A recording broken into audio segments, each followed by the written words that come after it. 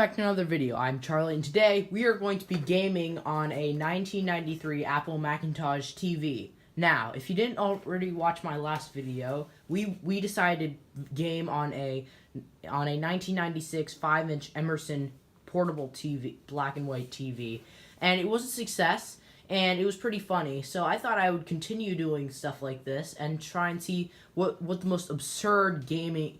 What the most absurd gaming screen I could use to play PlayStation 2 games. So, just like last time, we're going to be using the same PlayStation 2, the parking meter PlayStation 2, the one I found next to a parking meter, and we're going to be hooking it up to this 1993 Macintosh TV. Now, I've owned this for about a year now, and it has not given me any issues, but it did give me a green outline on the screen, but I was able to fix that by dimming the brightness, and now it works perfectly fine. I removed the CD caddy because it didn't work, and it makes the machine a bit lighter.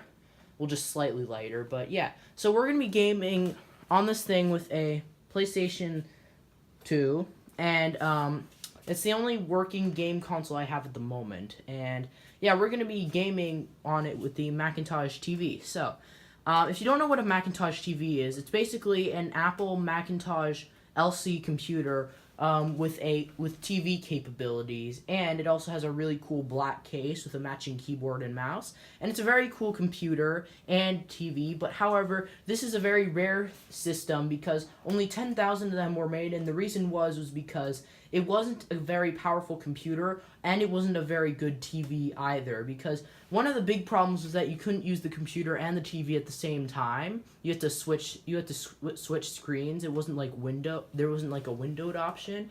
And the worst part about it was it cost $2,000 at the time, which was pretty bad for a computer and for a TV. So that's why this thing failed. But I was lucky enough to find one, and I now own it. And if you want to learn more about this computer, I made a video about it on my channel, so if you want, you can go check it out. So yeah, without further ado, let's hook this thing up. Guys, so now we are at the back. So if you look at the back, it's got a few interesting ports. So it's got your standard vintage Macintosh ports. You got Apple Desktop Bus, you got printer, modem port, external floppy, or actually, I think this is external floppy or hard drive, I don't know. And over here, we have the TV capabilities. So, naturally, if you had a regular Macintosh, there would be an expansion slot here, but this computer is different. With this computer, you have the ability to use composite video or an antenna input, which is pretty cool. So, my favorite part about it was that it uses composite, because I can hook up quite a few things to it, and it's also pretty cool to use, and I also really like the black case. So, what we're going to be doing is we're going to be connecting the PlayStation by the VA antenna input, because I don't have a composite cable yet, but I do have this rare PlayStation accessory that you can use to plug into antenna inputs, and I'll show you how that works in a bit. So without further ado, let's actually hook the thing up. So I got the adapter. So this is called the Sony PlayStation RFU adapter. Now, the way this works is you plug this end right up here into the PlayStation. This is your standard PlayStation 1 to PlayStation 3 video input. And then on the other side, you have this thing. So this thing, the way this works is, ignore this isn't that important. What you do is you get this, and you plug this in to the back of the TV, like so, just by pressing it in.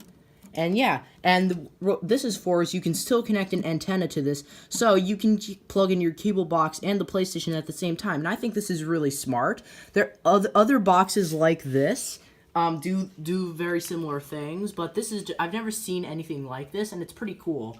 And what's also really cool is that, for example, you can change the channels from channel 4 to channel 3, just in case. For example, if channel 4 is your favorite channel, but you don't care about channel 3, you could always change it, because when the PlayStation is on, you have to go to channel 3, for example, to be able to play the game while the PlayStation's on. So yeah, that's how this basically works. Oof. But yeah, it's pretty cool. So yeah, Sony PlayStation RFU adapter. These aren't that common, as I said before. I mean, I found mine at a thrift store for $5 with the original box, but I can't find it anymore, unfortunately. Probably thrown away by my parents or something. But anyway, yeah, this is a pretty cool, neat little device. So, yeah, you can pretty much plug this into any TV. So, this is the same device as I said before that we used with the other TV. And yeah, so without further ado, let's connect the PlayStation and turn the thing on. So the PlayStation 2 has been successfully set up. So I'm going to be using the same controller that I used last time. It's this Mad Catz. This is like a knockoff controller, or like an app, or this is also, or you can consider it as a third-party controller. It's not the best and most comfortable controller, but it's the only thing I have. So yeah, I don't have an original controller yet, but until then, we'll be using this. So yeah, so the PlayStation is all set up, but we haven't turned off on the TV yet. So one thing I would like to mention is, if you're probably wondering what this is up here, well, most people would think that this is a webcam, but you'd be wrong, because in 1993, webcams on computers were not a common thing. And in fact, pretty much no computer had a webcam. What this is supposed to be is a microphone, but because this is a Macintosh TV, all TVs at the time had something called a remote, and of course, the Macintosh TV had to have its own remote too. This is the credit card size Macintosh TV remote. This was also used with the 20th anniversary Mac computer, but this is not. You could also choose from another one. A bigger, nicer one, but this is the only one I had. This is the one that came with the computer. It doesn't work, unfortunately, so if this would work, I would be able to turn it on, but it doesn't work, unfortunately. But yeah, so the only other option to turning it on is by pressing the power button on the keyboard, so that is what we were going to do. So let's turn it on. Oh, right, I think I forgot to plug in the keyboard. Okay, it's starting up. You missed the chime, but it's in another video somewhere. Yeah, things starting up. Screen isn't flickering this much on camera. In real life, it's not flickering at all. It's just the refresh rate of the CRT. The way it works is the CRT has a bunch of colored laser beams, 256 of them to be exact, I think, or something like that. I don't know, but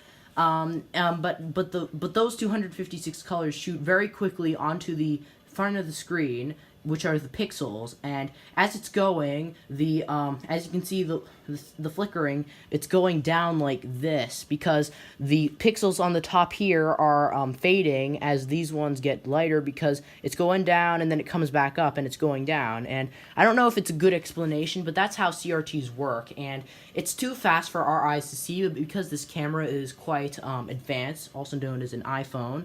It is able to see the the refresh rate. Anyway, so now that we have booted into the OS successfully, I do have some games loaded onto this, but that'll be for another video. And it comes up with some stuff, and it doesn't really matter. What is wrong with this keyboard? It just keeps freezing. I don't know why. Can't move the cursor for some reason. Might have to unplug and plug it back in quickly. This thing sometimes gives me a bit of issues, but they're like small issues like this. They're not critical. What is up with this thing today? I'm just being very stubborn. Is this thing frozen? Thing might be frozen, but just give me a sec. I'll just see if I can quickly fix this. All right, guys. I actually had to reboot the system because it was just frozen. But yeah, I got the cursor to work now. So, yeah. And it's telling me I didn't shut it down properly because I had to unplug it because it really wasn't responding to anything I was doing.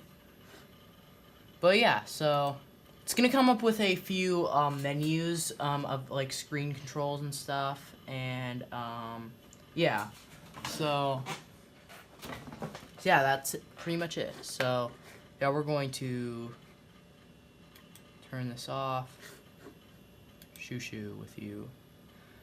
Okay, perfect. So, yeah, so basically, now that we are on the computer, so this is like the regular computer features. It's running like macOS 7.5 something, yeah, 7.5. And it's a color Mac, which is pretty nice and luxurious. And so there's not too much to do here. I mean, you can play some games, but yeah, so if you wanted to move to the TV feature, what you'd actually have to do is press Control and Tab at the same time. Well, actually press Control first, then Tab. But you can change the hotkey in the settings. In fact, the control panel that comes up tells you says that you can change the hotkey, but I've set it to Control Tab. So actually no, it's Command Tab, I think. Yeah, Command Tab. So yeah, we're gonna press Command Tab right now. And the screen's gonna dim. And it's going to take you to TV mode. Now we are in TV mode. This is no longer a Mac computer. It is now a fully functional TV. So you can change the channel by the keyboard, which is what I'm going to be doing. So we're going to go to channel 4 because that's what we are connected by. And yeah, so that's this. So now we're going to, I'm going to put up the volume a bit because of the awesome PlayStation intro, so we're gonna put it up to 15. Actually, that might be a bit too much. Let's do like, let's do 10. This thing's probably gonna blast everything and probably scare the crap out of me. So, all right, so we're gonna turn on the PlayStation in 3, 2, 1. Oh yeah, I'd also like to mention before I start, this is a perfect opportunity to test my TV tuner card if it's working or not. So, because sometimes these things are known to fail at times, and this is a perfect opportunity to test it. So, yeah. Anyway, so back where we left off. So, 3, 2, 1, go.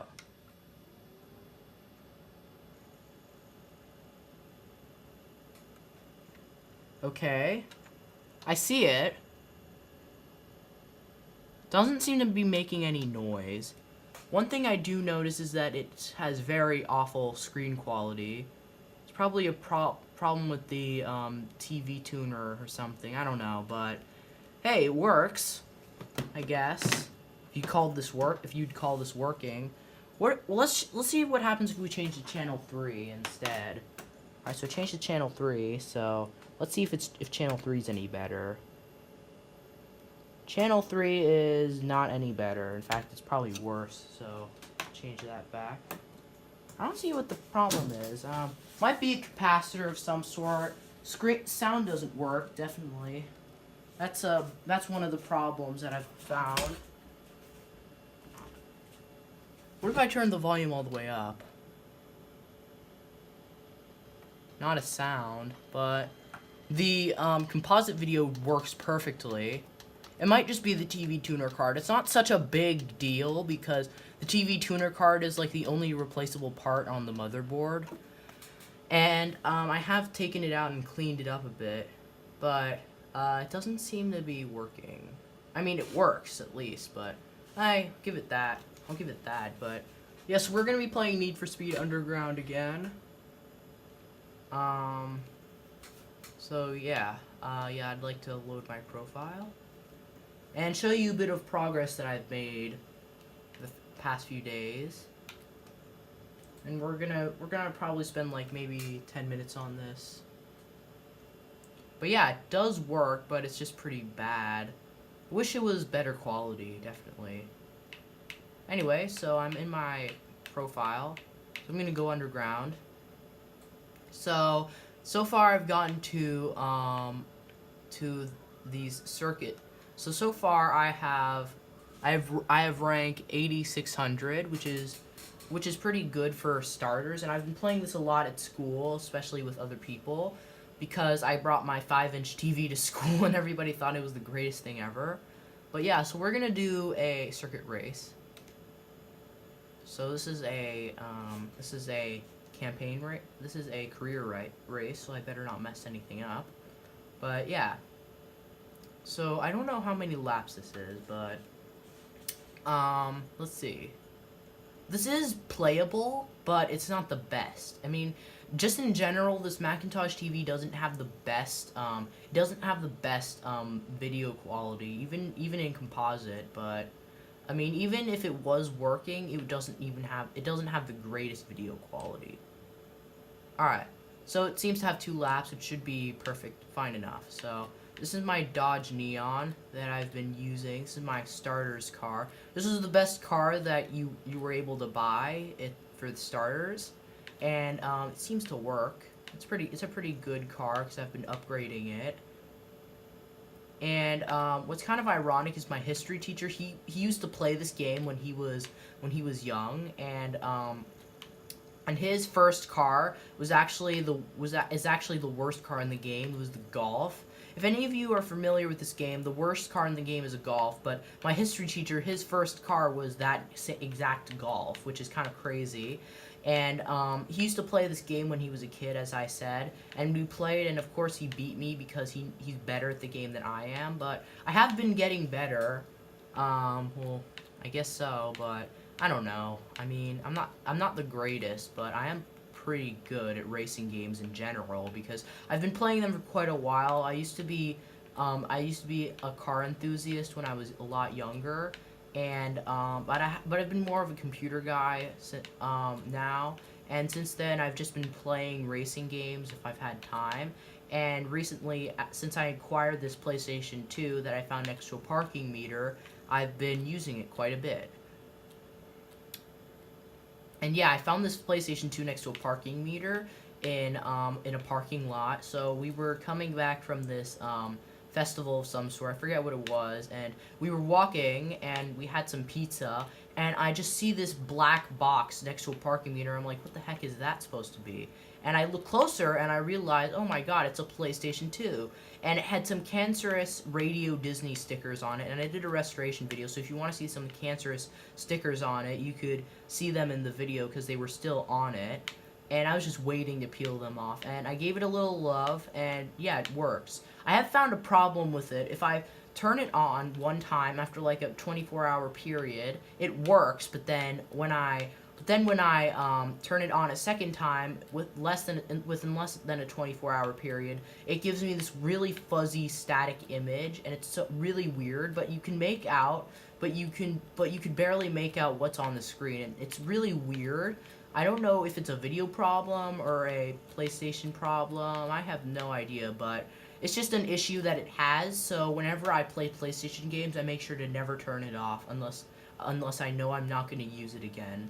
But yeah, otherwise it works perfectly. CD drive works, memory card slots work. I don't know about the USB and the multiplayer settings, but I don't know. Yeah, that's about it. I mean, it wasn't 10 minutes of playtime, but it was pretty good. Let's do one more race. Let's try a drag race. So I've been practicing drag races because I'm probably the worst at them, but my car is really good with drag races. So if I do good in the drag race, then then I usually win. So yeah, we're going to. So the game is saved. I did automatic saving because I always forget to save the game, and it's really annoying when all my progress is gone. So yeah. Anyway, so we're gonna race the map. We're gonna do this. Oh, there's some more races. So we're just gonna do this. We're just gonna do this drag race. So yeah, let's do it. Let it load.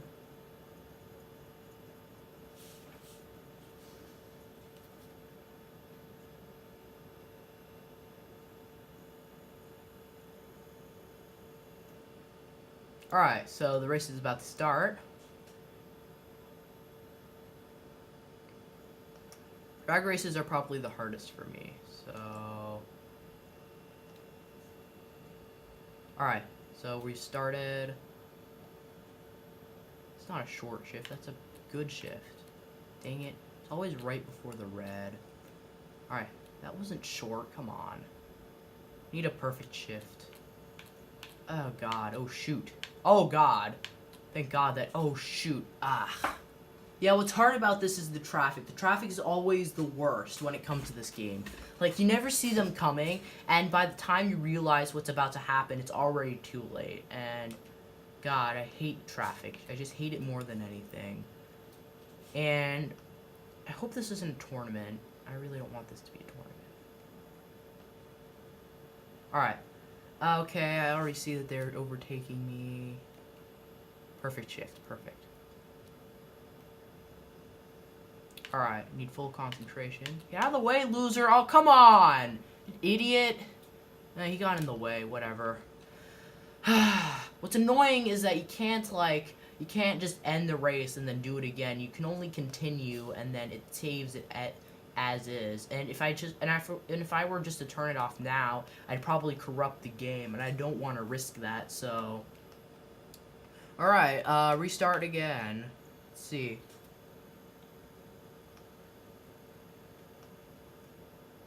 God. All right, good shift. That's good. That's a good start. Good shift. All right, perfect. So far, it's going pretty well. Shoot, traffic. Darn it! Come on! That was like the tiniest clip of all time. I can't believe that. Barely. How? I can't even. I hope this isn't a tournament. I really hope. Because this is gonna take forever.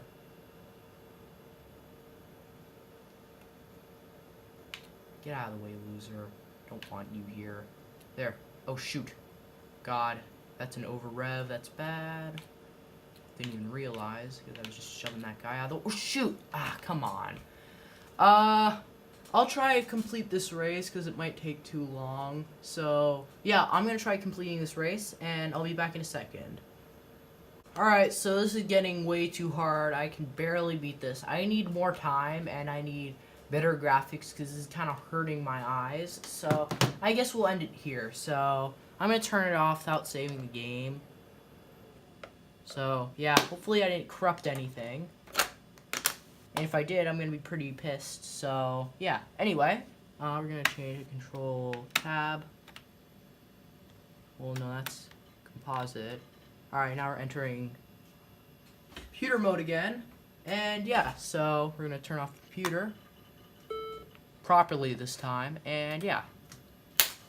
So, yeah, that was gaming on a 1993, I think, Macintosh TV. So, if you want to see more videos like this, do consider liking this video and subscribing, and comment down below if you want me to do anything else different in my videos, or if you want me to do something next, and donate to my YouTube channel, link in the description below. Also, if you're interested in buying a 19-something Power Macintosh 8500/180, which I have here, it has also been upgraded to a G3 processor. If you're interested in purchasing that, the link to the auction is in the description below. It'd really help if you support my channel by donating or